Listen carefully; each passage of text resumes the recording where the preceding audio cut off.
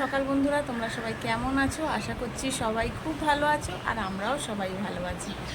আর তোমরা যে যেখান থেকে দেখছো আমার ব্লগটা, তোমাদের সবাইকে স্বাগত জানিয়ে আজকে ব্লগটা স্টার্ট করছি। আজ হচ্ছে শুক্রবার, এখন বাজে হচ্ছে সকাল 9:30। আর সবাই মোটামুটি উঠে গেছে। আর এদিকে দেখো, আমার ছোট ছেলেকে দেখো শুয়ে রয়েছে, এখনও উঠছে না, এসি চালিয়ে রেখে দিয়েছে। দেখো, বলছি আমি এখন উঠবো না, আমি সারা রাত্রি ঘুমোইনি, আমার ঘুম হয়নি রাত্রিরে। বলছে ঘুম হয়নি গরমে, আমি এখন আর একটু শোবো। এদিকে একটু পরেই আন্টি আসবে, তাই বললাম তাড়াতাড়ি উঠে আন্টির কাজগুলি কালকে কিছুটা করে রেখেছে, আর কিছুটা বাকি আছে, তাই ওকে বলছি তাড়াতাড়ি করে নে, উঠে পড়বে এক্ষুনি। দেখো, আর বেডের অবস্থা দেখো, বেডের কী অবস্থা করেছে। এখনও কিছুই ক্লিন করিনি, করব। চাটা এখনও কিছু খাওয়া হয়নি, সবে স্নান করে এলাম। আর তোমার শাশুড়ি দেখো চা করছে, আর ভাতটাও বসিয়ে দিচ্ছে। আমার স্নানটা হয়ে গেছিলো, আমি আবার তোমার একটুখানি ছাদে গেছিলাম, সেদিন পুতুলগুলি সব ধুয়ে দিয়ে এসেছিলাম, সেগুলি আবার আনতে গেছিলাম। আর এদিকে দেখো বড় ছেলে বসে আছে ফোন নিয়ে। তাহলে চলো এবার চাটা করি আমার, আর তোমরা আমার ব্লগটা দেখতে থাকো। চলে এলাম, এবার একটু চাটা করে নিই, আর ভাতটাও বসিয়ে দিলাম।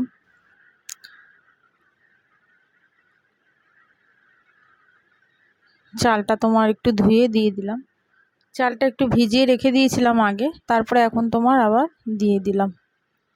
আর কি রান্না করব না করব, তোমার দাদা ভাই গেছে বাজারে, কি আনবে এখন দেখা যাক।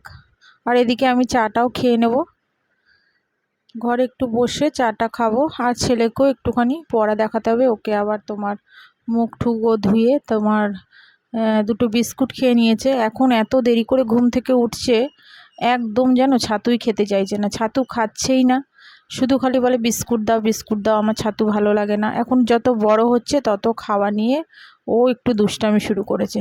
ওই বিস্কুটই দিলাম দুটো, খেয়ে একটু জল খেয়ে আবার ও বসেছে পড়তে। আর এদিকে আমি ঘরের কাজগুলি সব করে নিচ্ছি। দেখো এই জায়গাটা আবার নতুন করে একটু সাজিয়েছি, এখানটায় তোমার টিভিটার নিচটায় ঠাকুরটা লাগিয়েছি, আর ওইদিকে তোমার একটা চাবি রিংয়ের যে স্ট্যান্ড এনেছিলাম তোমার সুন্দরবন থেকে, ওটাই তোমার লাগিয়ে দিয়েছি। জায়গাগুলি একটুখানি নতুনভাবে চেঞ্জ করেছি, ঘরগুলি যখন ঝেড়েছিলাম তখন আবার একটু নতুন করে সব জায়গা চেঞ্জ করে দিয়েছি।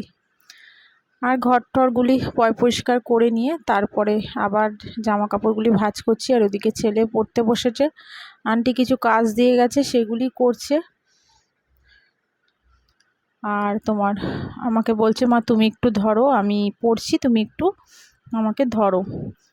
তা আমি জামা কাপড়গুলি গোছাচ্ছি, আমি তুই পর, তারপরে তোকে ধরবো। শাশুড়ি তোমার ঘরে রয়েছে, ঘরে বসে আছে। তোমাদের দাদাভাই এখনও বাজার থেকে কিছু আনিনি, তাই এখনও বসে রয়েছে, অনেকটাই বেলা হয়ে গেছে। তা ওদেরকে একটুখানি কিছু খেতে দিয়ে দেব, দিয়ে তারপরে তোমার রান্নায় যাব। দেখো আমি আবার পড়াটা একটু ধরছি, আর একটুখানি ভুলভাল বলছে, আবার বসে বসে একটুখানি ওকে বলছি আর একটু পড়ো ভালো করে। আর এদিকে চলে এলাম হচ্ছে তোমার আবার কিচেনে, আজকে করব একটু তোমার চিড়ের পোলাও। কোনো দিনও করিনি, এই ফার্স্ট করছি, অল্প করেই তার জন্য করছিলাম। এটা করছিলাম তোমার অনেক দিন আগে, আমার বাবা আমার কাছে খেতে চেয়েছিল যে টুম্পা তুই আমাকে একটুখানি চিড়ের পোলাও করে খাওয়াবি। আমার মা সেরকমভাবে করতে পারে না, তা আমাকে বলেছিল যে তুই তো অনেক ইউটিউবে যাই হোক রান্না ঠান্না দেখিস, আমার একটুখানি তোমার অভ্যাস আছে ইউটিউবে একটু রান্না ঠান্নাগুলি আমি দেখি, তাই বলছিল যে তুই দেখিস একটুখানি চিড়ের পোলাও করে খাওয়াস না। তা সত্যি বলতে আমি কোনো দিনও করিনি, এই প্রথম করলাম। একটু পেঁয়াজ দেখো তোমার ভাজা ভাজা হয়ে গেছিলো, একটু তেজপাতা দিয়ে দিয়েছিলাম ফোড়নে, বলতে শুধু একটু তেজপাতাই দিয়েছি, জিরে অনেকে দেখলাম দিয়েছিল কিন্তু আমি দিইনি, একটু তেজপাতা দিয়ে ফোড়ন দিয়ে তোমার এদিকে দেখো কাজু আর কিশমিশ আর তোমার বাদাম চীনা বাদাম একসাথে একটু ভেজে নিচ্ছি। আর ওদিকে তোমার গাজর আর বিনস আগে ছোটো ছোটো টুকরো করে একটু কেটে রেখেছিলাম, সেগুলি একটু ভাজা ভাজা করছি ওই গ্যাসটাতে। আর এই গ্যাসটাতে তোমার বাদামগুলি ভেজে দেখো একটু ঘি আর তোমার একটু সাদা তেল দিয়ে করেছি, পুরোটাই তোমার ঘি দিয়ে করিনি, সাদা তেলটা দিয়ে আগে ভেজে নিয়েছিলাম সবজিগুলি, তারপরে তোমার একটু ঘি দিয়েছি। আর ঘিটা তোমার এতটাই জমে গেছে, দেখো গ্যাসের ধারে রেখে দিয়েছি তাও ঘি গলেনি, পুরো একদম চেপে রয়েছে। তা সেটাকেই আবার প্লেটের মধ্যে বার করে চামচ দিয়ে আবার ঢেলে দিলাম। খারাপ হয়নি, ভালোই হয়েছে। একটু গোলমরিচের গুঁড়ো দিয়েছিলাম, আর একটু গোটা এলাচ, আর তোমার একটু তোমার দারচিনি একটুখানি ফোড়নে দিয়েছিলাম, জিরে ঠিরে দিইনি। তা খারাপ হয়নি না। লাস্টে দেখো নামানোর সময় একটুখানি গরম মশলা ওপর দিয়ে দিয়েছি। দেখো কত সুন্দর দেখতে হয়েছে। একটু বাবাকে পাঠিয়েছিলাম, ভেবেছিলাম যে আজকে পাঠাবো না, আবার আরেকদিন করব একটু বেশি করে করে, সেদিনকা অনেকটা করে পাঠাবো। একটু আমার ভাইকে দেব, আমার ননদেরকে দেবো, এইসবই ভেবেছিলাম, কিন্তু অল্প করেছিলাম। তাই ভাবলাম যে থাক, বাবা একটু বলেছিল, তার বাবাকেই আগে একটু দিই বলে বাবাকে একটুখানি দিয়েছি। আর ঘরে আমরা সবাই একটু খেয়েছি, তোমাদের দাদা ভাই আর আমার বড় ছেলে খায়নি, আর আমরা তিনজনেই খেয়েছিলাম। খেয়ে দিয়ে দেখো ওদের তো আগেই খেতে দিয়ে দিয়েছি। আর এদিকে মাছগুলি আজকে নিয়ে এসছে ভোলা মাছ, শাশুড়ি নুন হলুদ দিয়ে মেখে রেখে দিয়েছিল। আর আমি ভোলা মাছ খাবো না বলে আমার জন্য আবার দুটো কাতলা কাটা মাছ আবার তোমার ভেজে নিলাম, একসাথেই ঝাল করে নেব। আর করব হচ্ছে পটল আলুর তরকারি। আজকে আর সেরকম কিছুই করব না, একটু রান্না বান্না হয়ে গেলে আবার একটু ফ্রিজটা পরিষ্কার করব। ফ্রিজ সেদিনকার পরিষ্কার করেছিলাম, একটু আবার একটুখানি করে ওপর দিকটা একটু পরিষ্কার করতাম। মানে ফ্রিজের ওপরে অনেক কিছু সব জমে গেছে বলতে আমার ছেলে দুনিয়া খেলনা ঠেলনা সব যা পাবে ফ্রিজের ওপর রেখে দেবে। তাই ভাবলাম আজকে ফ্রিজটা একটু পরিষ্কার করব। আর এদিকে দেখো ঝালটাও বসিয়ে দিয়েছি, তোমাদের সঙ্গে কথা বলতে বলতে। একটু পেঁয়াজ আর একটু তোমার কালো জিরে ফোড়ন দিয়েছিলাম, দিয়ে এইভাবেই তোমার ঝালটা করছি। আর এদিকে গরমে ঘেমে ছান হয়ে যাচ্ছি, এতই গরম পড়েছে।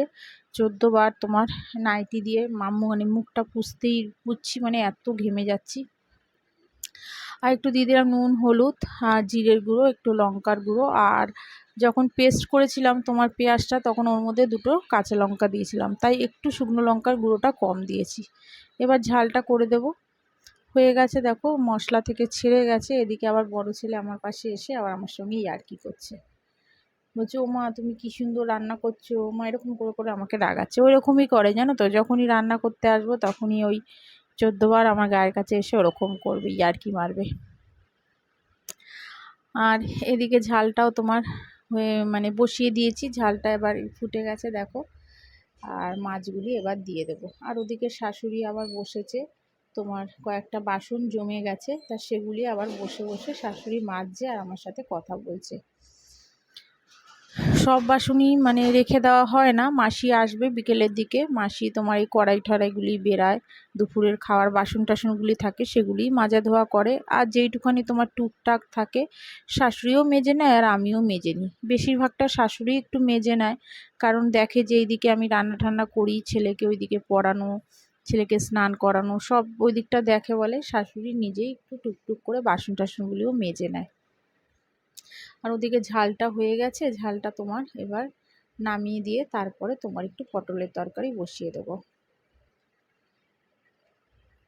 তেল দিয়ে দিলাম, দিয়ে এবার একটু আলুগুলি ভেজে নেব। আর তারপরে তোমার পটলটাও একটুখানি লাল লাল করে ভেজে নেব।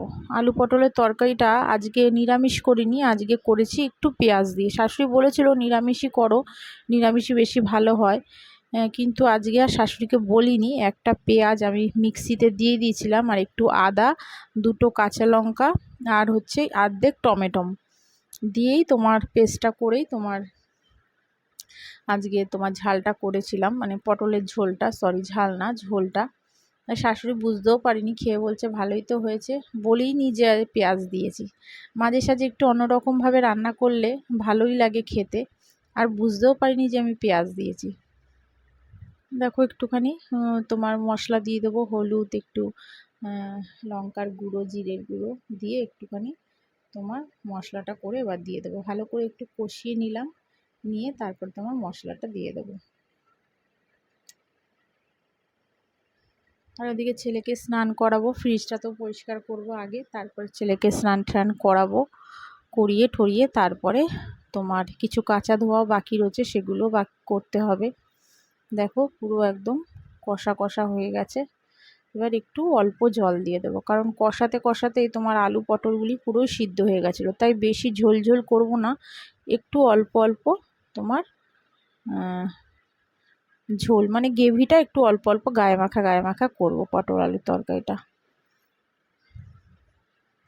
করতে করতেই দেখো এদিকে রান্নাবান্না কমপ্লিট করে আবার চলে এলাম। দেখো ফ্রিজের ওপরটা পরিষ্কার করছি। সব আগে নিচে নামিয়ে নিয়েছিলাম, নিয়ে ভালো করে পুছে টুচে নিয়েছি। ওপরে যে ফ্রিজের কভারটা দেখছো ওটা কয়েকদিন আগেই তোমার ধুয়ে দিয়েছিলাম, তাই ওটা নামালাম না, ওর উপর দিয়েই ভালো করে ঝেড়ে ঠেড়ে নিলাম। ঝেড়ে ঠেড়ে নিয়ে তারপরে আবার জিনিসগুলি রাখলাম। আর বাদবাকি যেগুলি ছিল ছেলের সব খেলনা টেলনা ওইগুলি আবার আলাদা জায়গায় রেখে দিলাম।